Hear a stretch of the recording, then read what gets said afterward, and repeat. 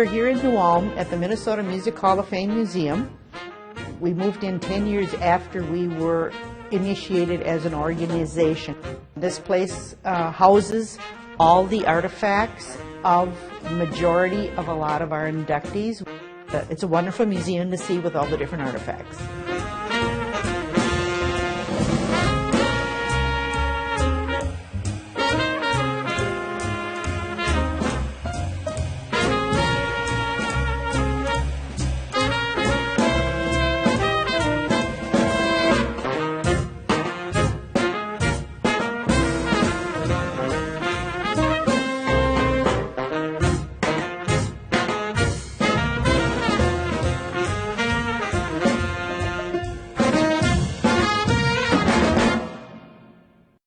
We had a festival back in many years ago. It was called Polka Days.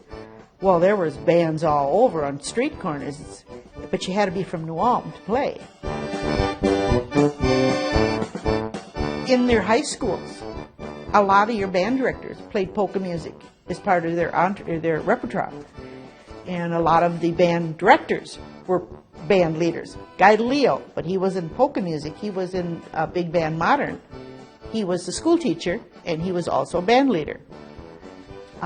There was a lot of musicians out of this town. It seemed like if your grandfather played, oh, you got to play an instrument.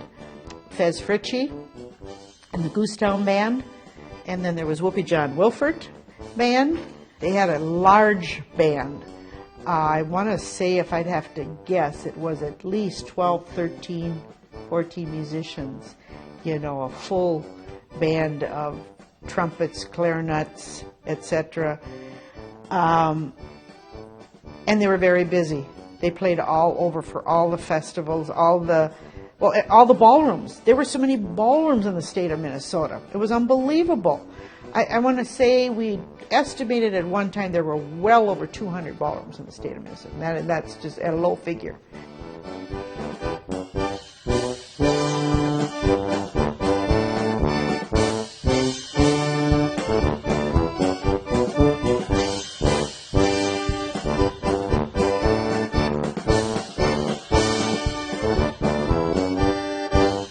The Hengel Concertina started actually not in town here. It was from, Waseca, that's right. This is where Christy Hengel was from, Waseca, and that's where he started building the concertina.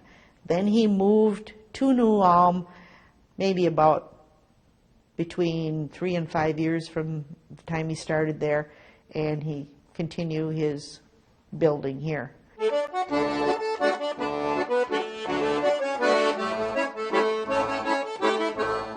As I grew up, my family was involved in music, and my parents loved the old-time music, the polkas, and there were a lot of concertina players around back in those days, as there are today, but they're just not as well known. They kind of creep out of the woodwork when you have a fundraiser and they have a concertina jamboree. They come in droves. But there were a lot of old-time dances, and my father played in an old-time band, and we'd go along as children to the dance. And I became interested in learning the concertina because it was a popular instrument at that time. It is a little more difficult to learn than an accordion, a piano accordion, because when you push one button and pull, you get two different notes. As I got older and got a little more at ease with the concertina and learn more tunes, my dad always said to me, if you get good enough, I'll get you a Hengel concertina. This is the concertina that Christy made for me in 1970. I was just about to begin playing with the Ivan Kale Band from Norwood, Minnesota, and Christy wanted me to have my concertina for my first job, so he worked pretty steadily for 2 weeks trying to get it done, and I did get it in time for my first job with Ivan Kale Band.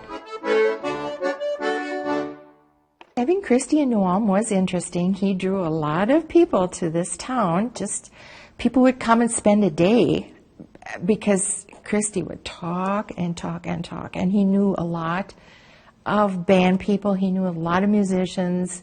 He Yeah, you had a hard time getting away from Christy when you went to visit him, but he did bring a lot of people into New Ulm. The Hengel Concertina is, it is the Rolls-Royce, I feel, of the concertinas. There are a lot of band members that played and still do play Hengel concertinas. They're lightweight, they're lighter weight than a lot of concertinas. The action, the fingers, the fastness of playing, the staccato is there, and the tone is wonderful. Christy Hengel hand-filed each reed in the concertina and tuned it by ear, and he was fabulous at doing that. They would come from California, Texas, all over the United States to buy them. And to this day, if there's a Hengel concertina for sale, it is not for sale for very long because somebody will just jump on it. You might find a few used ones today, but the price is a lot higher than the original price. When I bought this in 1970, it cost $800.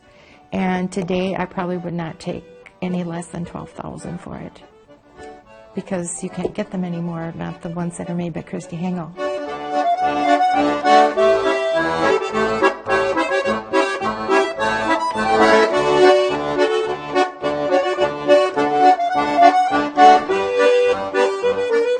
You can play the concertina, and you've got your bass with it and your melody. You've got the harmony notes with it. You can sit and play it all by yourself, and you don't need another instrument.